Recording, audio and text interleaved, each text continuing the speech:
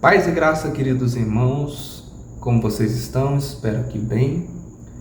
Neste vídeo vamos tratar de um assunto muito importante, a divindade de Jesus Cristo. Eu creio que seja um assunto que é realmente um divisor de águas na mensagem. Por que eu digo isso? Porque eu tenho certeza que a partir desse ponto, a partir deste estudo, você terá que tomar uma decisão em sua vida. A sua vida não será mais a mesma a partir deste vídeo.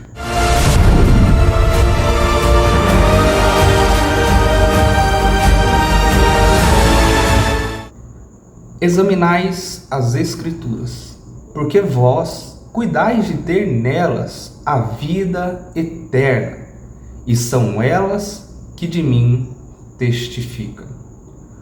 Bom, quem está falando aqui não é nada mais e nada menos do que Jesus Cristo. Jesus Cristo nos dá uma ordem. E como uma ordem, nós precisamos ser obedientes. Precisamos obedecer à ordem de Jesus. As Escrituras devem ser examinadas. Nós precisamos ter este hábito, examinar as Escrituras. Mas por que razão nós devemos examinar as Escrituras? Por uma razão. Primeira razão, porque através delas, através das Escrituras Sagradas, podemos ter a vida eterna. Em outras palavras, é através da Palavra de Deus que nós conseguimos ser salvos. Aqui Jesus está estabelecendo uma ideia de que não há possibilidade de salvação sem as Escrituras. Para que uma pessoa seja salva, ela precisa escutar a palavra de Deus. Então esse é um dos princípios que Jesus Cristo estabelece. Outro princípio é de que são elas que testificam de Cristo. Ou seja, as Escrituras Sagradas são responsáveis por transmitir a verdade acerca de Deus. Então ela é um documento, um registro de autoridade e de verdade. Portanto, ela precisa ser examinada, precisa ser investigada, pois ela se comprovará como a verdade. Agora vamos aos objetivos. Quais são os objetivos deste estudo? O primeiro objetivo desse estudo não é que os irmãos, os adeptos da mensagem, sejam maltratados, sejam envergonhados, sejam humilhados. Não. Este não é o objetivo desse vídeo. Se você veio aqui neste vídeo com essa ideia, então esse vídeo não é para você. Este vídeo busca transmitir a verdade com respeito, com amor, com carinho, com piedade, trazer a verdade. E trazendo a verdade, nós não temos que ter medo, nós não precisamos ter receios, pois a verdade ela é investigada. Então estes são os objetivos deste estudo. Conceitos importantes.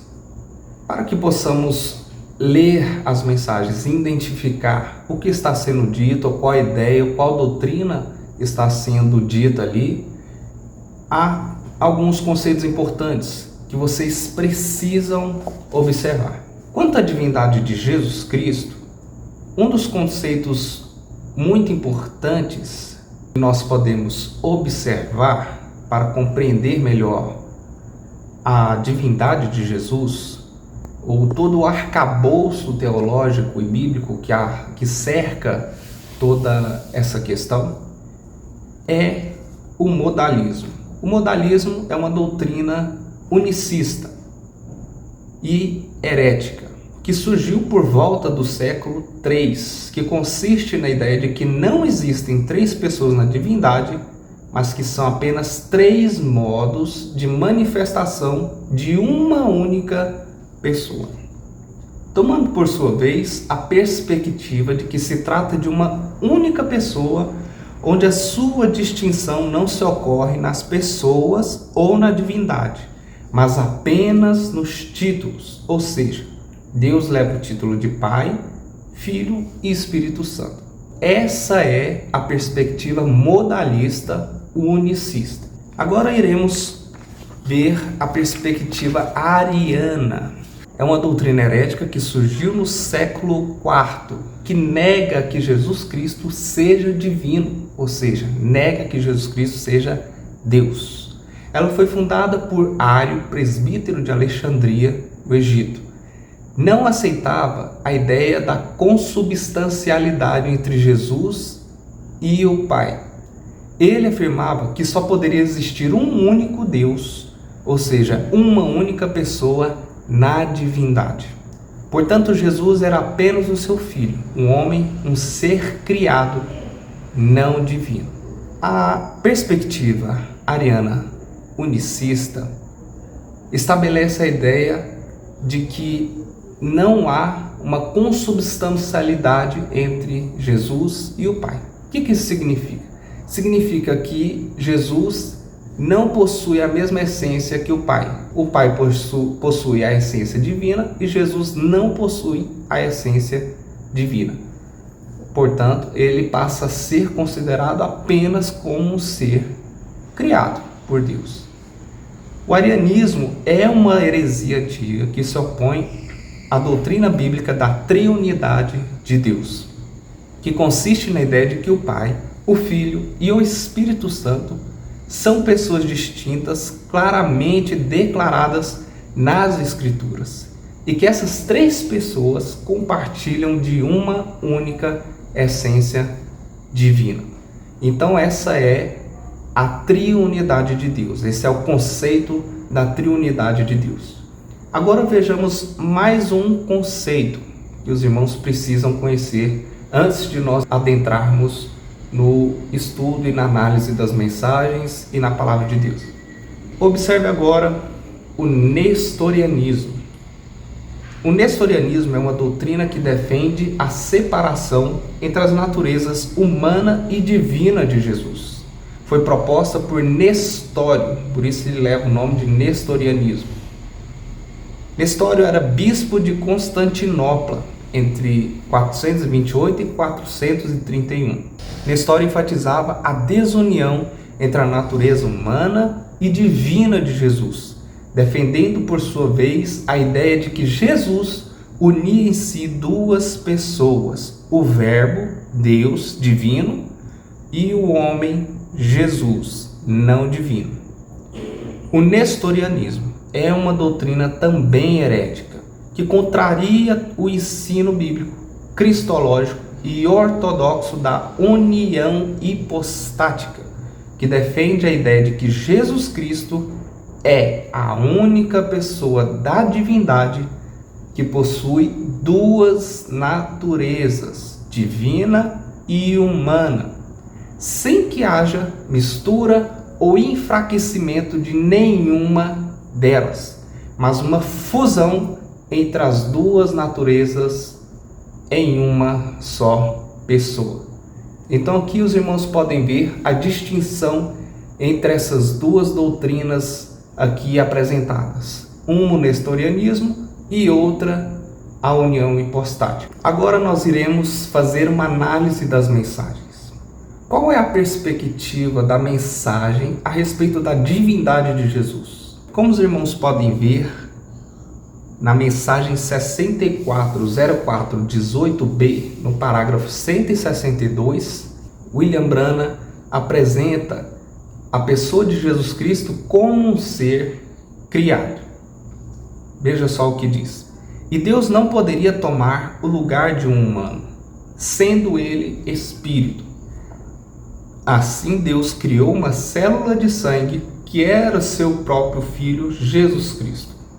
E Deus entrou e viveu aí. Se identificou em Cristo. Esse era Deus, Emanuel. Jesus disse: eu e o Pai somos um. Meu Pai habita em mim. Estão vendo? Deus em Cristo reconciliando o mundo. Jesus era o corpo, o tabernáculo. Deus era o Espírito que vivia nele. Essa mensagem mostra de forma indiscutível que Jesus é apresentado como um ser criado. Agora, uma pergunta fica: Jesus Cristo é um ser criado? Se partirmos para a perspectiva da carne, do corpo de Jesus Cristo, obviamente que ele foi criado, obviamente que teve um princípio, e esse princípio foi gerado no ventre de Maria. Mas e quanto à pessoa de Jesus Cristo? Ora, todos os seres humanos não só possuem um corpo, mas possuem uma alma dentro de si. Esse espírito, essa alma que você possui, que eu possuo, ela é dotada de razão e de personalidade. Então fica uma questão: e esse Jesus, esse espírito de Jesus, essa alma de Jesus, ela também foi criada? Segunda mensagem que nós iremos analisar: Jesus, um ser não eterno. Observe só, preste atenção. A mensagem 620401, no parágrafo 87 a 89, sabedoria versus fé, diz assim: e aqui está um pequeno pensamento para ti. Tudo que teve um começo tem um fim, mas são as coisas que não tiveram um começo que não terminam, as únicas coisas que são eternas.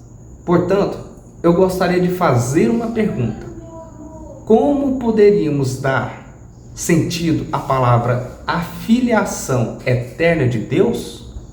Se ele era um filho, ele teve um começo. Se ele era filho eterno, como poderia ser filho e ser eterno? Pois filho é um produto de algo. Mas se ele era, não poderia ser um filho eterno. Não existe tal coisa, filho eterno de Deus. Porque se ele nunca teve um começo, então ele não pode ser nada além de eterno. Mas se ele era um filho, ele teve um começo, então ele não pode ser um filho eterno. Era o Deus eterno manifestado num filho. Vem Deus eterno, porque Deus é a única coisa que é eterna. No primeiro ponto, nós vimos que a perspectiva da mensagem a respeito de Jesus é de que Jesus era um ser criado. E ficava essa dúvida: ora, ele era criado apenas na sua humanidade, no seu corpo físico, material, ou ele também foi criado na sua alma, no seu espírito? Essa mensagem que nós acabamos de ler mostra que a perspectiva da mensagem em relação a Jesus é de que ele foi um ser criado e que ele não é um ser eterno. Ou seja, nós vemos aqui uma nuance entre a separação da divindade e da pessoa de Jesus. A divindade é apresentada como um ser eterno, que sempre existiu, mas a pessoa de Jesus, não. Então nós vemos aqui uma negação importante que é feita por William Branham, de que Jesus, o Filho, não é um ser eterno. Agora nós temos um sério problema. Terceiro ponto que nós iremos analisar é de que Jesus não é Deus, mas um homem em que Deus habitava. Na mensagem 63, 12 e 22, no parágrafo 93, os dons de Deus sempre encontram seus lugares. William Branham vai dizer o seguinte: agora notem, e depois que os magos identificaram o que ele seria, e nós achamos nas escrituras que aquilo era exatamente o que ele era: divindade em serviço para a morte. Para quê? Divindade em serviço a Deus para a morte? Jesus era divindade para a morte, para redimir o mundo. Mas o que o mundo fez para ele? Eles o refutaram, eles o rejeitaram. Por quê? Alguns deles, uma grande parte deles, fez aquilo por causa disto, porque ele morreu. Agora preste atenção. Eles disseram: ele não podia ser a divindade e morrer. O homem, o corpo, não era divindade, mas a divindade estava no corpo. Este corpo tinha que perecer, o mesmo Cristo que está em você é a única coisa que pode levantá-lo. Aquilo é a divindade, Deus em você. Nós vemos mais uma vez uma separação que é feita entre a divindade e a pessoa de Jesus. Porém, aqui é dito uma coisa interessante. O homem é um ser completo. Ele é um ser que possui um corpo e possui uma alma, um espírito. Este é um homem, este é um ser humano.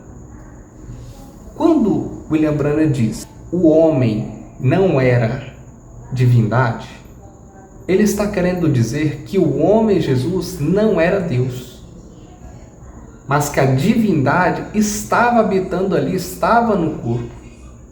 Portanto, nós vemos aqui mais uma vez uma ideia que reforça uma perspectiva nestoriana. O que é o nestorianismo? Consiste na ideia de que a divindade é algo distinto da pessoa de Jesus. Então há duas pessoas, uma pessoa divina, espiritual, e uma pessoa humana. Agora, será que nós estamos errados? Será que nós estamos errados? Será que é isso mesmo que William Branham quis dizer? Observe agora a próxima mensagem, 650418M, no parágrafo 240 e 241. Ele diz assim: agora note, este poder vivificador, Zoe, trazendo a palavra, a mente que estava em Cristo, estava em você então. Estou tentando te mostrar que você, quando você ressuscitou, quando Deus ressuscitou Jesus dentre os mortos, Ele ressuscitou você também. E também ressuscitado para a vida com Ele. Você agora está ressuscitado para a vida. Embora então você fosse apenas um atributo em seus pensamentos, mas Deus tinha visto tudo nele no final. Veja, agora preste atenção. Quando Deus olhou para o corpo de quem? O corpo de Jesus Cristo. O Espírito deixou no jardim do Getsêmani. Ele teve que morrer. Um homem, lembre-se, amigos, ele não tinha que fazer aquilo. Isso foi Deus. Deus ungiu aquela carne, que era carne humana. E ele não. Se ele tivesse ido até lá, como Deus, ele nunca teria morrido aquele tipo de morte. Não se pode matar a Deus. Uau! Agora sim, nós vemos uma questão muito clara apresentando o nestorianismo. Nós vemos aqui uma declaração inegável que é feita a respeito da divindade de Jesus. Observe bem. Se Jesus Cristo estava no Getsêmani, e o Espírito que estava em Jesus deixou no Getsêmani, ou seja, saiu de Cristo, quem ficou ali no Getsêmani? Nós temos um grande problema aqui. Ora, se a pessoa de Jesus Cristo, por algum momento no Getsêmani, estava sem Deus, bom, quem carregou a cruz? Quem foi chicoteado? Quem foi humilhado? Quem foi aquele que recebeu a coroa de espinhos em sua cabeça? Quem foi aquele que teve as suas mãos e os seus pés cravados numa cruz e morreu naquela cruz? Se tomarmos a ideia da mensagem de William Branham, nós teremos que admitir que quem morreu na cruz foi apenas um homem. Ora, se a divindade saiu de Cristo, quem morreu na cruz? Apenas um homem. Isso revela uma perspectiva ariana, que consiste na ideia de que Jesus Cristo não é um ser divino, mas um ser criado, um homem, apenas isso, e não divino. Então nós identificamos aqui nesta mensagem uma perspectiva unicista, ariana e nestoriana. Por qual razão? Porque é feita uma separação entre a divindade e a pessoa de Jesus. Observe mais uma vez. Ele diz assim: se ele tivesse ido até lá como Deus, ele nunca teria morrido aquele tipo de morte. Não se pode matar a Deus. Agora nós iremos ver mais outra mensagem, outro ponto de vista a respeito deste assunto. A mensagem de 59, 11, 29, no parágrafo 138 e 139 diz assim: eu disse, ele era mais do que Deus estava nele. Ele era um homem, mas ele era uma dupla pessoa. Ele era um homem, o Espírito nele era Deus. Eu disse, Deus estava em Cristo. Ela disse, não. Eu disse, olhe senhora, eu vou tomar a sua própria escritura. Ele era um homem, mas ele era um Deus homem. Quando ele desceu ao túmulo de Lázaro, ele chorou como um homem, isso é verdade. Mas quando ele ficou ali, endireitou seus ombros curvados e disse, Lázaro, sai daí. E o homem morto, que estava morto há 4 dias, voltou à vida. Isso foi mais do que um homem. Um homem não poderia fazer isso. Isso foi Deus em seu Filho. Bom, aqui vemos de forma indiscutível. Não dá para dizer que a mensagem não crê na doutrina nestoriana. William Branham acaba de dizer que em Cristo se reunia 2 pessoas. Uma era um homem e outra era o Espírito. E esse Espírito era Deus. Bom, nós possuímos aqui graves problemas. Porque se nós dividimos as 2 naturezas de Jesus, logo Jesus não pode ser Deus. Então esse é um problema muito grave, que fere toda a soteriologia, toda a doutrina da salvação, toda a doutrina da divindade de Deus. Fora isso, é dito o seguinte, que o homem, ou seja, Jesus, não poderia fazer isso, ou seja, ressuscitar a Lázaro. Isso foi Deus em seu Filho. Nós vemos aqui uma declaração de que Jesus Cristo é incapaz de fazer qualquer milagre.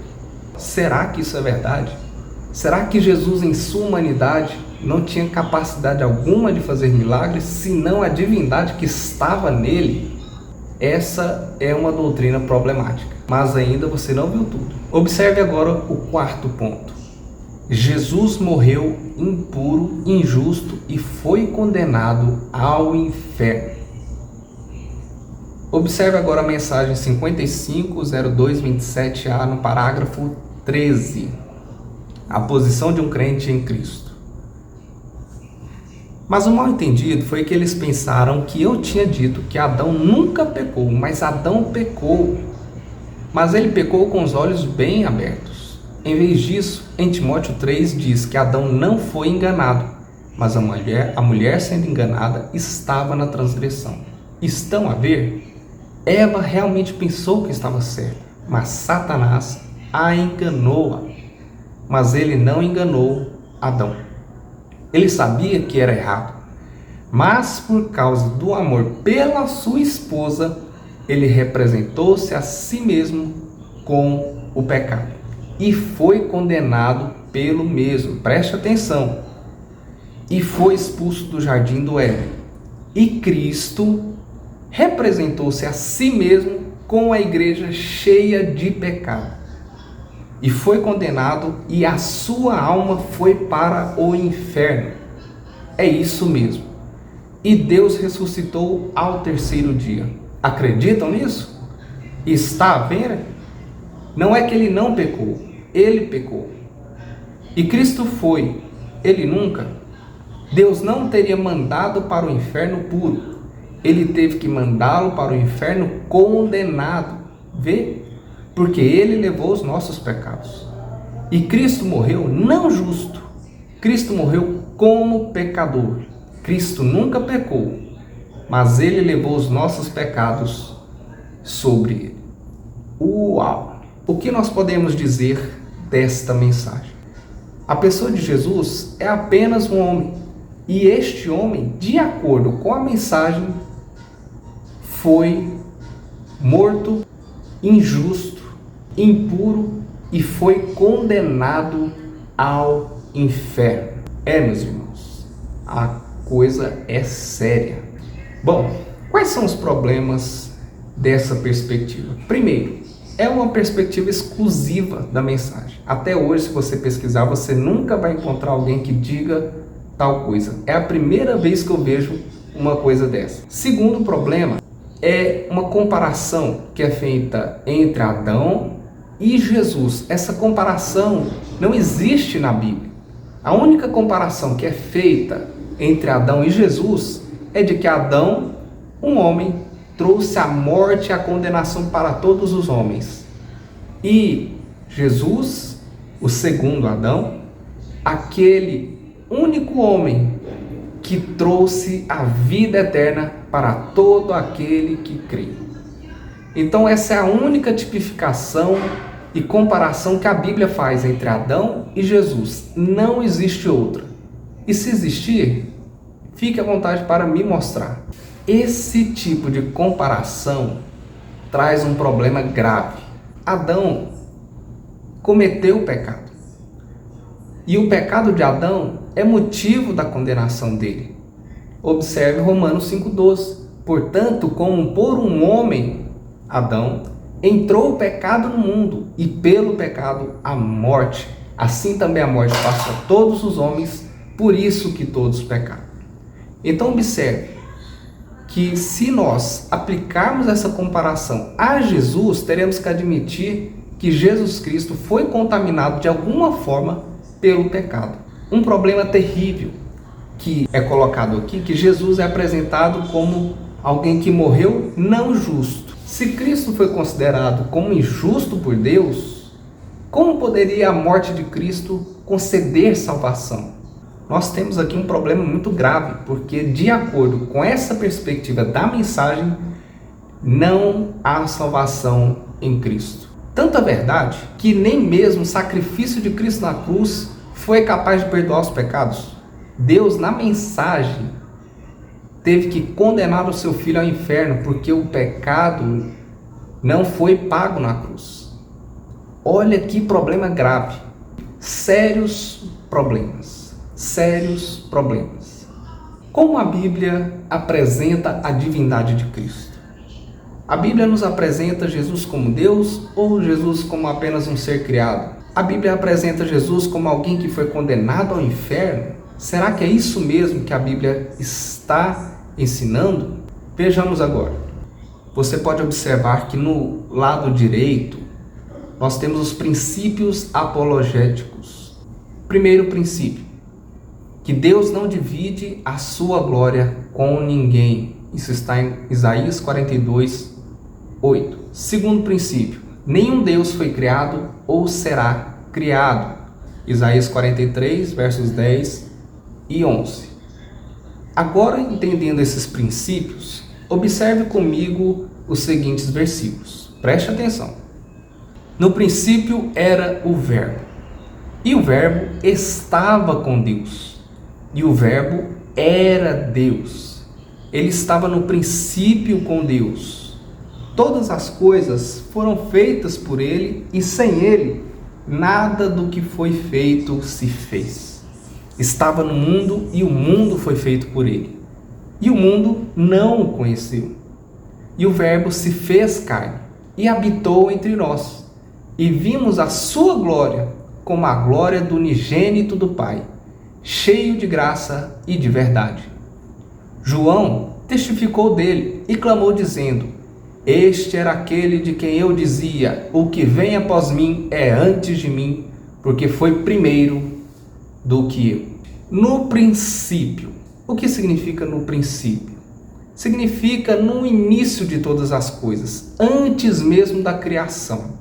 João está utilizando esse mesmo estilo de Gênesis 1:1 para dizer e afirmar com todas as palavras de que o Verbo já existia antes da criação.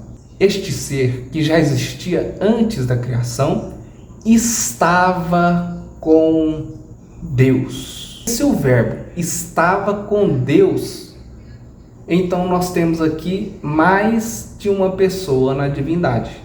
E por que eu digo isso? Porque na continuidade do verso diz assim: e o verbo era Deus. O que esse versículo está dizendo é que esse verbo, que de acordo com o verso 14, é aquele mesmo que se fez carne, que é Jesus Cristo, este, no princípio, antes da criação de todas as coisas, já existia na eternidade com Deus. E ele era Deus.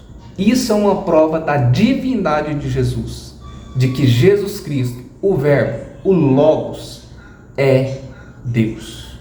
Se nós analisarmos o verso 15, a Bíblia nos diz que João Batista, testificou dele e clamou dizendo: este, Jesus, era aquele de quem eu dizia: o que vem após mim é antes de mim, porque foi primeiro do que eu. Ora, João Batista, inspirado pelo Espírito Santo, diz que Jesus Cristo já era anterior a ele mesmo.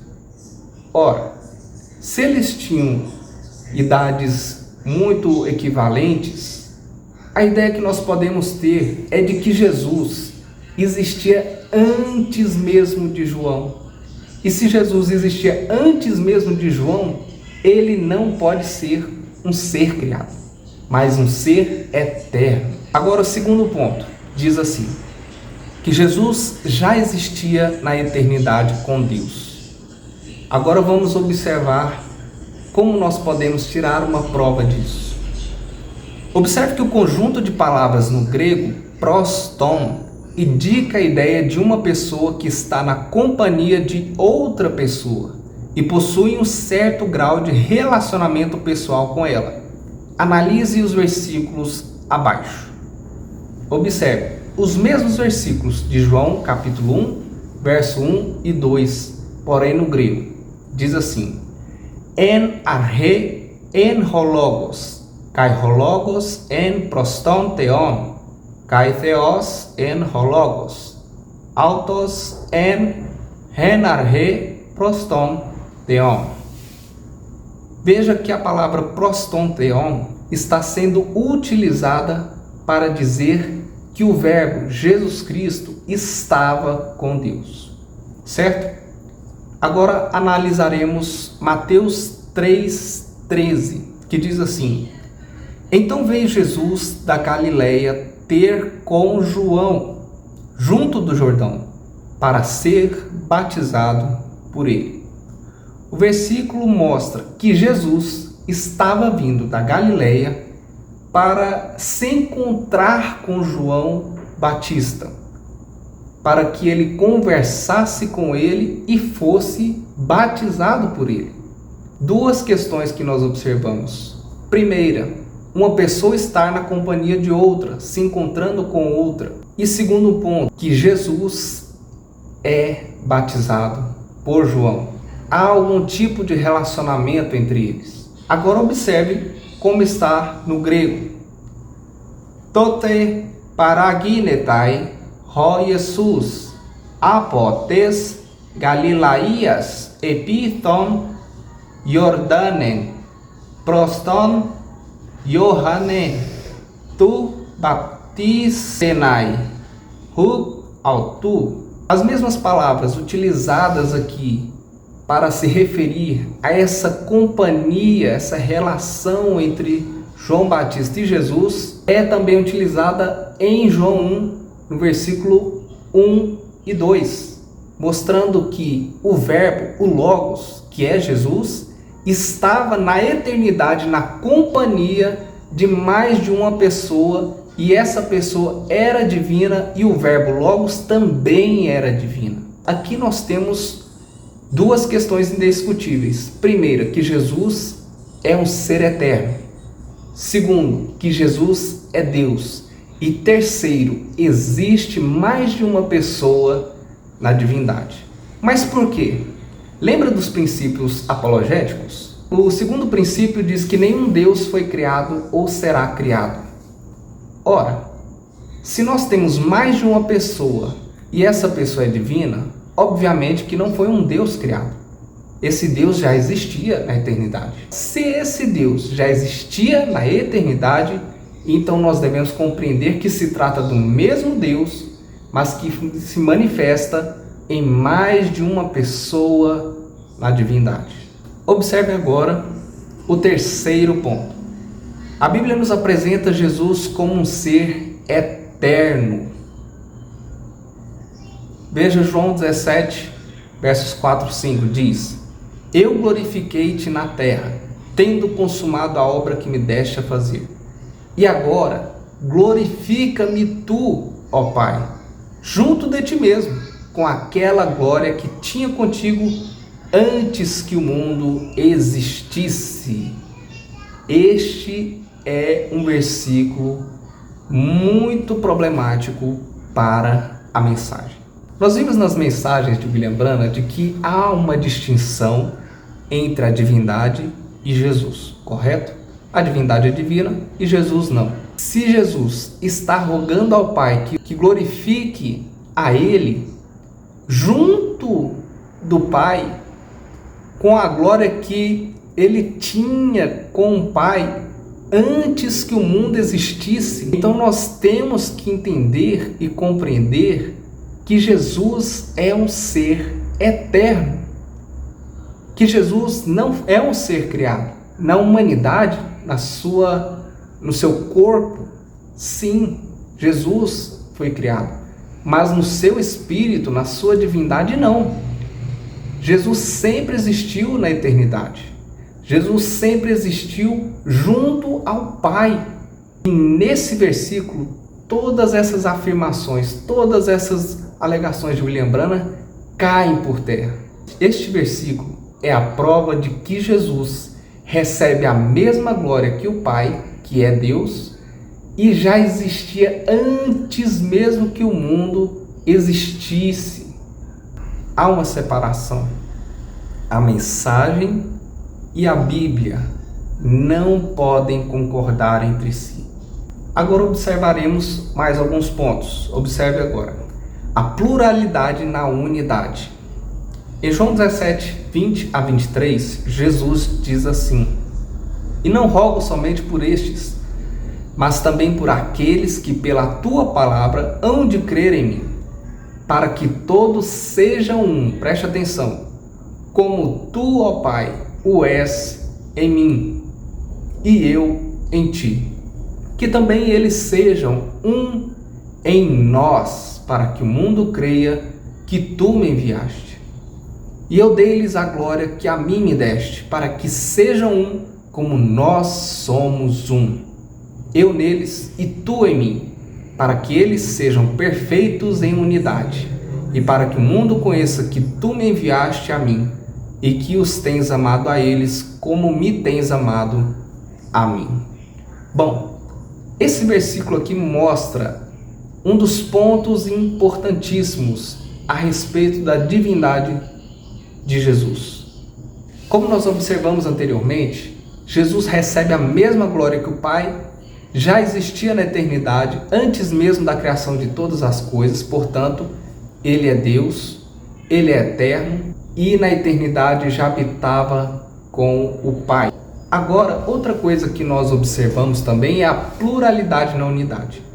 Jesus Cristo nos apresenta uma comparação para que possamos entender como é a divindade, como é a natureza de Deus. E é dito o seguinte, que todos eles, todos quem? Aqueles que creram em Cristo. Aqueles que creram em Cristo passam-se a ser igreja. Jesus está falando desse grupo, que a igreja sejam um, como tu, ó Pai, o és em mim. A divindade de Deus é comparada com a igreja no sentido da pluralidade na unidade. O que é a igreja? A igreja é um único corpo. Existem mais de uma igreja de Jesus Cristo? Não. Existe somente uma igreja, chamada de Igreja Universal de Cristo. A igreja ela é composta por apenas um membro? Não, óbvio que não. Ela é composta por muitos membros. Agora, da mesma forma que a igreja, que é um único corpo, possui muitos membros, assim também a divindade é compreendida como uma única divindade, porém com mais de uma pessoa. Observe agora 1 João 5, versículo 7. Porque 3 são os que testificam no céu: o Pai, a palavra, aqui a palavra grega é logos, portanto é o verbo, a mesma palavra utilizada em João 1, e o Espírito Santo. E estes 3 são um. Observe o que este versículo simples está dizendo. Que há 3. 3 o quê? 3 divindades? Óbvio que não. Porque nós vimos que não há a criação de mais de um Deus ou a existência de mais de um Deus, senão um único Deus. São 3 que testificam no céu. 3 pessoas. O contexto deixa claro. O Pai, a palavra e o Espírito Santo. E estes 3, observe o plural, estas 3 pessoas são um. Então nós vemos aqui de forma clara, indiscutível, indubitável, de que a natureza de Deus é em essência, porém 3 em pessoas. Há mais de uma pessoa na divindade. Não há 3 divindades, mas uma única divindade que se manifesta em 3 pessoas distintas. Nós vemos aqui contradições muito fortes entre a mensagem e a Bíblia. E isso se torna um grande problema para aqueles que são unicistas. Porque se uma pessoa, entendendo e compreendendo todos esses versículos, ainda crê que há uma única pessoa na divindade, ela precisa rejeitar os demais versículos. Então não existe uma saída. Ou você assume aquilo que a Bíblia nos diz e crê que a divindade se manifesta em 3 pessoas distintas, ou você rejeita o Novo Testamento. Rejeitando o Novo Testamento, você tem 2 saídas. Ou você abandona a fé, ou você se torna judeu. Não existe outra saída. 5º ponto. A natureza teantrópica de Jesus. De sorte que haja em vós o mesmo sentimento que houve também em Cristo Jesus, que sendo em forma de Deus, não teve por usurpação ser igual a Deus, mas fez a si mesmo de nenhuma reputação, tomando a forma de servo, fazendo-se semelhante aos homens. E achado a forma de homem, humilhou-se a si mesmo, sendo obediente até a morte, e morte de cruz. Por isso também Deus o exaltou soberanamente, e lhe deu um nome que é sobre todo o nome, para que ao nome de Jesus se dobre todo o joelho dos que estão no céu e na terra, e debaixo da terra, e toda a língua confesse que Jesus Cristo é o Senhor, para a glória de Deus Pai. O verso diz que Jesus, sendo em forma de Deus, ou seja, Jesus é Deus. E esse Jesus que é Deus assumiu uma forma humana, fazendo-se semelhante aos homens. A Bíblia não diz que Jesus deixou de ser Deus. Esse texto nos mostra como é a natureza de Cristo. A natureza de Cristo, ela é compreendida não como nestorianismo, mas ela é compreendida como a união hipostática. No que consiste a união hipostática? A união hipostática consiste na ideia, na perspectiva de que a natureza divina e a natureza humana se fundem em uma só pessoa, a pessoa de Jesus Cristo. Isso é a união hipostática. Agora, o 6º ponto: Jesus resgata os pecadores pelo seu sacrifício. Atos 20, 28 diz assim: Olhai, pois, por vós e por todo o rebanho, sobre o que o Espírito Santo vos constituiu bispos, para apacentardes a igreja de Deus, que ele resgatou com seu próprio sangue. Este também é mais um versículo problemático para a mensagem. Porque, de acordo com William Branham, Deus não poderia ser morto, Deus não poderia ir à cruz e morrer ali. William Branham declara que Deus não ofereceu o sacrifício por nós. Como poderia um ser humano oferecer sacrifício para a salvação? Isso não é possível. Somente Deus poderia fazer algo assim.